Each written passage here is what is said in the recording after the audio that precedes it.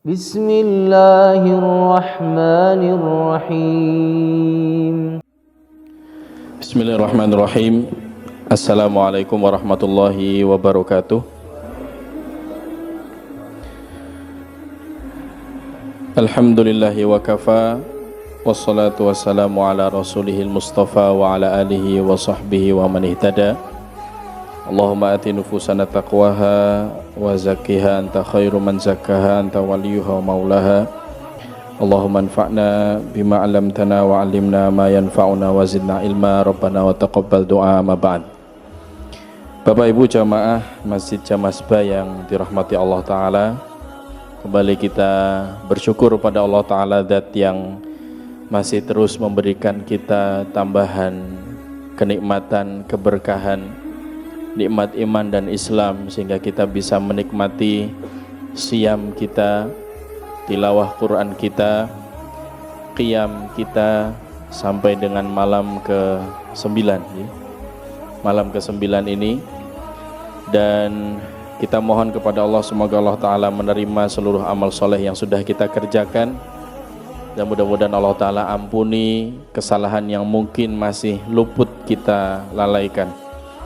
Salawat dan salam semoga tercurah kepada Nabi kita Nabi Muhammad sallallahu alaihi wasallam, suri tauladan kita, sosok yang mengajarkan kepada kita dengan sempurna bagaimana caranya mengisi Ramadan dengan amalan terbaik. Maka ketika kita ingin membandingkan amaliyah Ramadan kita, jamaah sekalian, maka ukurannya adalah tentu sejauh mana kualitas amalan Rasul kita sallallahu alaihi wasallam. Allah Ta'ala hadirkan Rasul dalam wujudnya manusia biasa. Ini suatu hal kebaikan untuk kita. Salah satu hikmahnya adalah agar apa yang beliau lakukan itu bisa untuk kita tirukan. Dan itulah kenapa kita belajar tidak hanya firman Allah, tapi kita juga belajar sunnah nabinya sallallahu alaihi wasallam. Maka apapun yang pernah dilakukan Nabi di Ramadan, Bapak Ibu jamaah sekalian, hal itu adalah hal yang sangat mungkin untuk kita ulangi di Ramadan kita. Dan mudah-mudahan dengan semangat mengikuti sunnah itu, nanti di akhirat Allah Ta'ala berkenan mengumpulkan kita bertetangga surganya dengan surganya Nabi sallallahu alaihi wasallam. Jamaah sekalian rahimakumullah, bahasan tema malam hari ini yang disodorkan oleh panitia ini luar biasa ya Bapak Ibu. Saya juga cukup sulit membedakan antara ayah bunda dan bapak ibu gitu ya, karena judulnya jangan jadilah ayah bunda, jangan hanya bapak ibu gitu ya. Padahal ayah bunda dan bapak ibu itu sama saja gitu ya. Melihat tema-tema Ramadan yang dihadirkan di Jamasbah ini, sepertinya Ramadan tahun 1444 Hijriah ini kita penuh dengan nuansa kekeluargaan Bapak Ibu ya. Dan ini juga memang menjadi tema, salah satu tema di Ramadan yang Allah Ta'ala firmankan. Ada isyarat yang muncul di tema-tema Ramadan ketika Allah Ta'ala berfirman mulai dari Al-Baqarah 183 sampai 187. Ternyata penutup tema Ramadan itu Bapak Ibu di 187 justru menyinggung masalah urusan suami istri ya. Ada rofat, ada urusan malam dan seterusnya. Jadi tema keluarga adalah tema yang tidak lepas dari tema bulan Ramadan. Maka mudah-mudahan majelis kita malam hari ini pun juga menjadi bagian yang mengambil keberkahan itu. Bapak Ibu jamaah sekalian rahimakumullah, hal yang menjadi titik poin dari tema bahasan kita malam hari ini adalah lebih fokus kepada masalah tarbiyah kepada anak. Tarbiyah yang dimaknai dengan semuanya, karena kata tarbiyah yang berasal dari kata robba yarubbu, robba yurabbi, ini maknanya tidak hanya mendidik ya, tapi juga mengawasi, mengatur begitu ya. Semua kata yang sifatnya mengurusi sesuatu itu masuk dalam makna kata tarbiyah Bapak Ibu. Maka ketika kita memanggil Allah Ta'ala dengan kata Rob, Robbana, Ya Robbi dan seterusnya, Sejatinya kita tidak sedang hanya memanggil dengan sebutan wahai Tuhanku, ya, wahai Tuhan kami. Terlalu sempit kalau kata Rob hanya dimaknai dengan Tuhan. Karena kata Rob maknanya adalah dialah yang mencipta, dialah yang mengatur, dia yang memberi rizki, dia yang menentukan ajalnya, dia juga yang bisa menghancurkan dan seterusnya. Semua yang berkaitan mengurusi sesuatu, maka itu bisa dimasukkan ke makna kata tarbiyah, Bapak Ibu. Nah, fokus kita di bahasan malam hari ini adalah fungsi orang tua sebagai murabbi atau pendidik atau pentarbiyah anak-anaknya. Kenapa fokus kita bahasannya ke sini? Jamaah sekalian rahimakumullah. Karena tidak sedikit dari keluarga kaum muslimin sampai detik ini, apalagi kemudian di tengah kondisi zaman yang fitnahnya semakin merajalela, ujian godaan syahwat duniawinya pun juga semakin terlihat jelas di depan mata kita. Tidak sedikit dari keluarga muslimin yang masih menjadikan tolok ukur sukses di rumahnya itu ukurannya, batasannya adalah material, sesuatu yang sifatnya bisa dilihat oleh matanya. Punya rumah, belum punya rumah, punya kendaraan pribadi, belum punya kendaraan pribadi, yang mudah-mudahan pribadinya tidak hilang, gitu ya. Punya simpanan, tidak punya simpanan, uang maksudnya Pak ya, dan seterusnya. Selalu kemudian yang dijadikan ukuran sukses adalah ketika semuanya diukur dengan sifatnya material. Maka tidak jarang hari ini Bapak Ibu, di era yang kita sebut dengan modern ini, di era yang kita sebut dengan semuanya berkemajuan gitu ya, ilmu pengetahuan dan seterusnya, justru kita kehilangan banyak di sisi mentalitas, karena yang dikejar semuanya sifatnya adalah material. Maka hadirlah keluarga-keluarga muslim hari ini yang ayahnya mengejar jabatan, ibunya pun juga mengejar karir. Dua-duanya semuanya sibuk Pak, mengurus hal yang ini sifatnya hanya mengisi material di rumah tangganya, dan mereka merasa sudah cukup dengan itu, sukses dengan hal tersebut. Mereka tidak pernah merasa gagal ketika hal tersebut justru menjadikan mereka gagal di hadapan Allah, amaliyah solehnya berantakan, begitu ya. Gagal di hadapan Rasulullah, apa yang itu menjadi batasan-batasan Rasulnya hilang. Gagal bahkan di depan masyarakat orang-orang beriman, gitu ya, hilang batasan-batasan keimanannya. Bahkan dia gagal terhadap anak-anaknya sendiri. Ini ironi yang masih terlihat dan semakin nampak di era modern ini.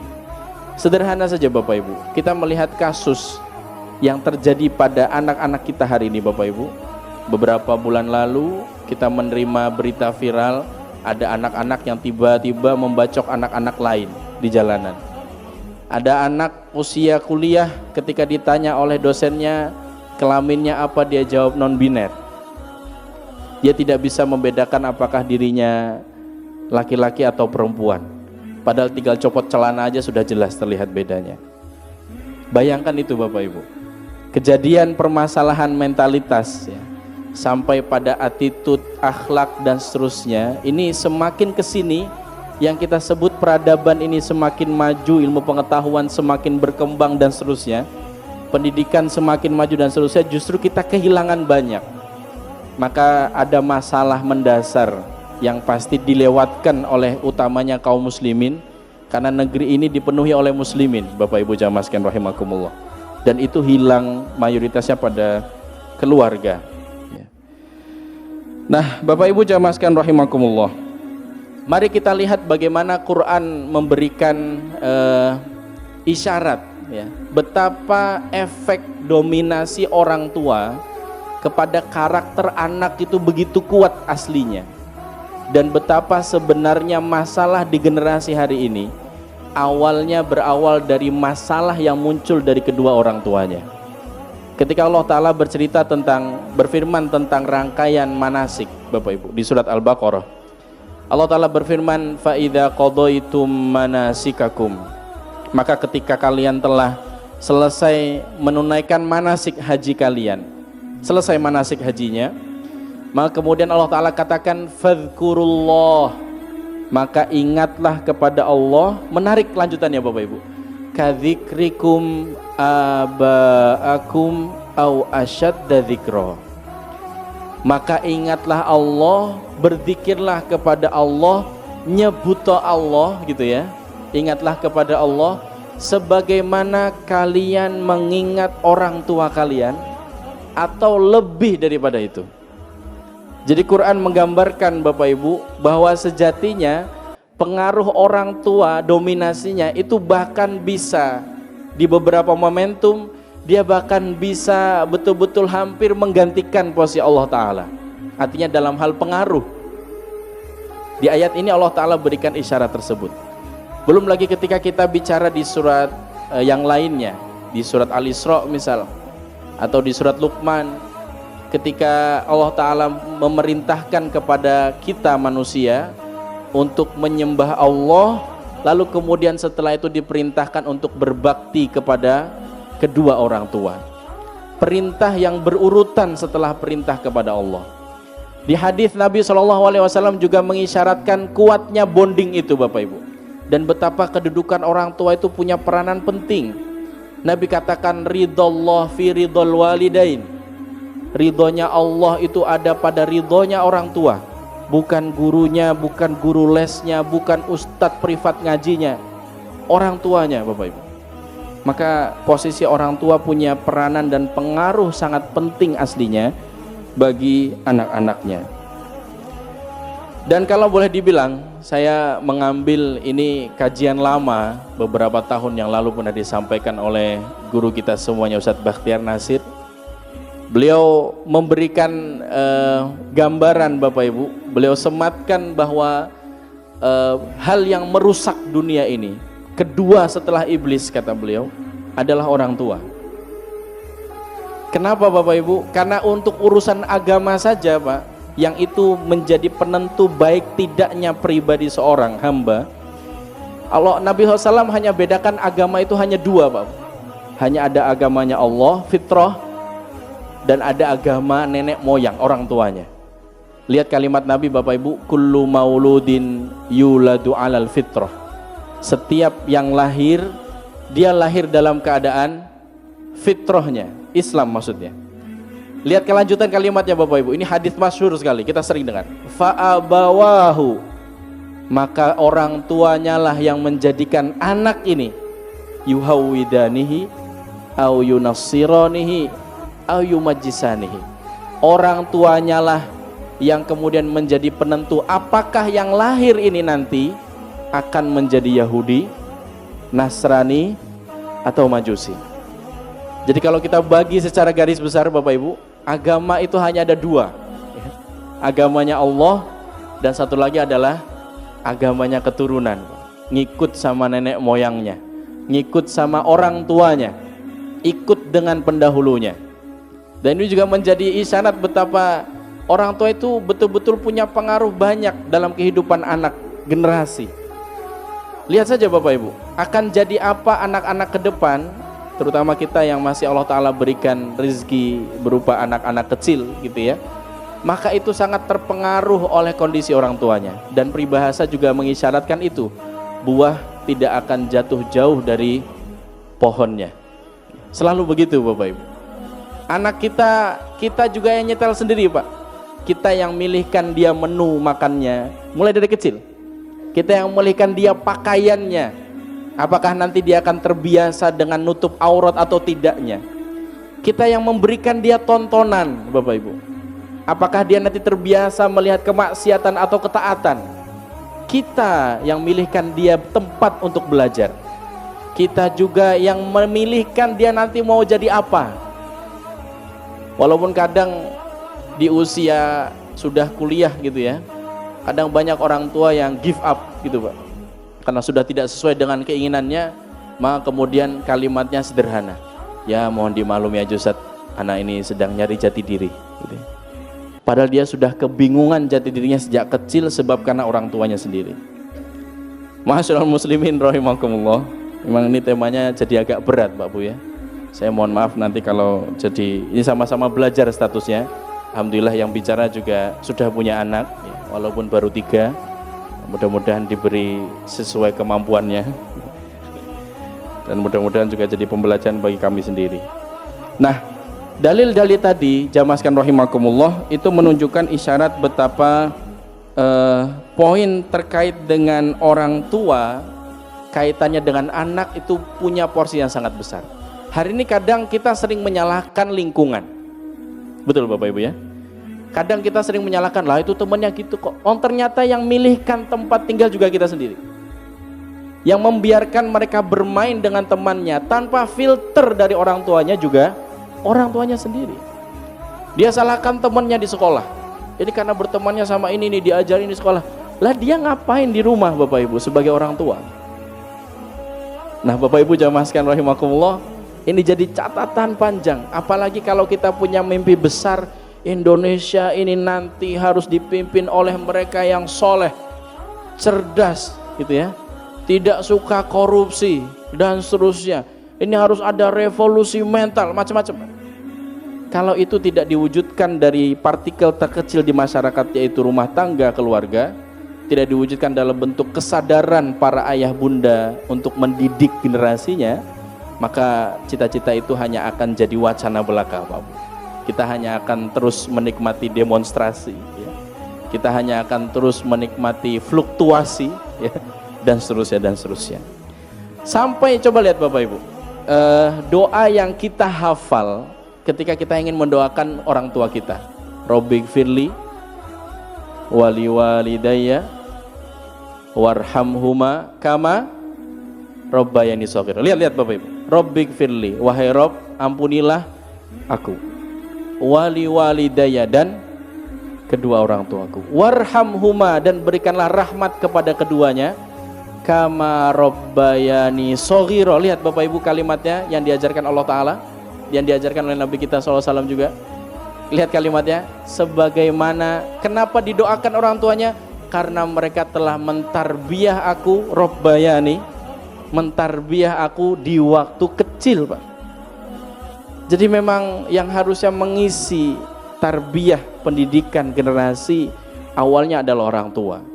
Pendidikan memang bisa diambil dari mana saja Pak Bu. Di bangku sekolah bisa bersama para guru, di kuliah bisa bersama para dosen, di masyarakat pun bisa dengan para sesepuh, para kakak-kakak kelasnya, dan seterusnya. Dan itu pun juga hadir dengan orang tua.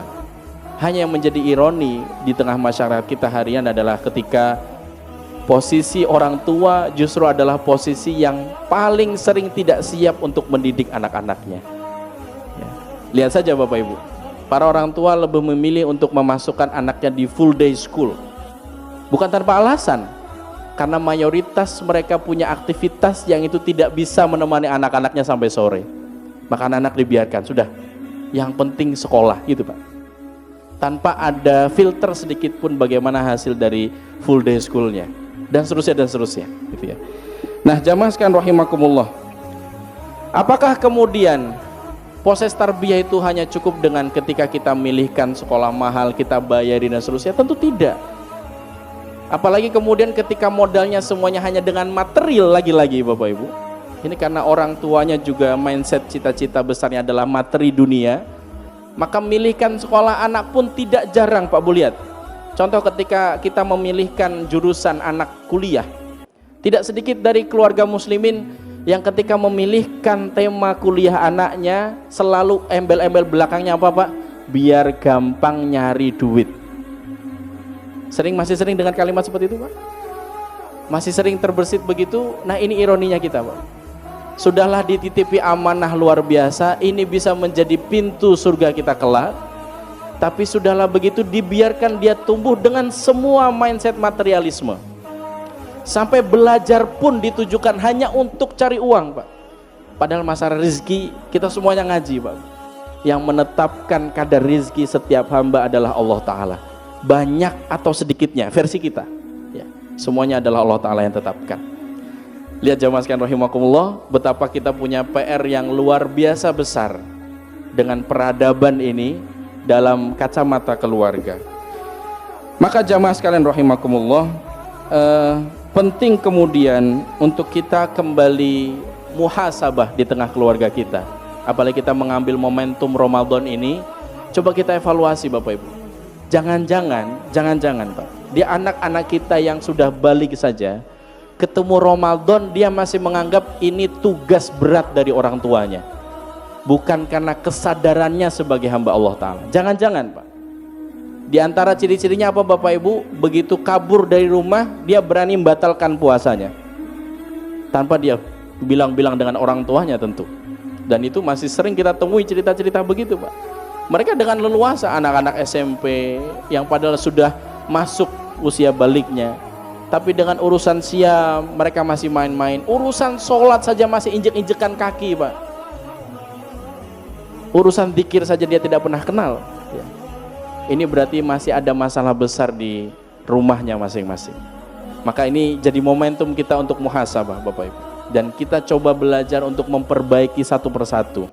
Karena kalau dari yang paling kecil kita bisa perbaiki, kita pasti bisa berharap yang lebih besar pun nanti juga akan ikut baik dengan sendirinya. Dan tidak ada cara jamaah sekalian untuk memperbaiki itu kecuali kita belajar dari syariat. Karena syariat ini lengkap mengawal kita, kehidupan, termasuk bagaimana cara mendidik generasi. Lihat di Quran Bapak Ibu, betapa banyak percakapan antara orang tua dengan anak. Lihat kalimat Nabi, bagaimana Nabi mengajarkan caranya mendidik generasi. Komunikasi beliau dengan Fatimah, putri beliau yang Allah Ta'ala takdirkan satu-satunya yang hidup sampai setelah beliau wafat. Kemudian komunikasi beliau dengan Hasan Hussein, cucu beliau. Komunikasi beliau dengan anak-anak para sahabat yang usianya masih 8 tahun ke bawah. Ini semuanya adalah pola-pola tarbiyah yang diajarkan oleh Nabi kita SAW, dan Nabi kita jaminkan bahwasanya yang paling khairukum li ahlihi, kata Nabi, sebaik-baik kalian adalah yang paling baik terhadap keluarganya, dan saya, kata Nabi, adalah yang paling baik terhadap keluarga saya. Nabi menggaransi apa yang beliau lakukan adalah yang terbaik Bapak Ibu. Maka tinggal kita ulangi, maka insya Allah kita juga akan dapatkan yang terbaik. Nah jamaah sekalian rahimakumullah, mudah-mudahan bahasan ini tentu hanya baru kulit ya Bapak Ibu ya. Kita belum membahas yang lebih detail daripada itu. Kita belum bicara tentang bagaimana solusi detailnya. Kita belum bicara sebenarnya dari ayah bunda itu yang punya masalah paling besar sebenarnya siapa. Karena kalau melihat data Bapak Ibu sampai hari ini di Indonesia, paling tinggi angka perceraian masih disebabkan oleh khuluk, permintaan cerai dari istri. Itu menunjukkan memang porsi kesalahan ayah masih lebih banyak dibandingkan ibu gitu ya. Maka berbahagialah para bunda malam hari ini ya. Saya bantu kuatkan gitu. Nah begitu Bapak Ibu jamaah sekalian, hal yang mungkin bisa kami muqaddimahi, dan mudah-mudahan kegelisahan ini juga menjadi kegelisahan jamaah sekalian, dan mudah-mudahan gelisah ini setidaknya melahirkan doa-doa sebagaimana doa yang diajarkan oleh Nabiullah Ibrahim ketika memiliki putra-putranya. Beliau Nabiullah Ibrahim mendoakan begitu luar biasa putra-putranya, dan diantara doanya adalah minta agar generasinya senantiasa dijaga dengan ibadah ketaatan. Robbi ja'alni muqimis shalah wa min dzurriyyati rabbana wa taqabbal du'a. Sudah hafal ya Bapak Ibu ya?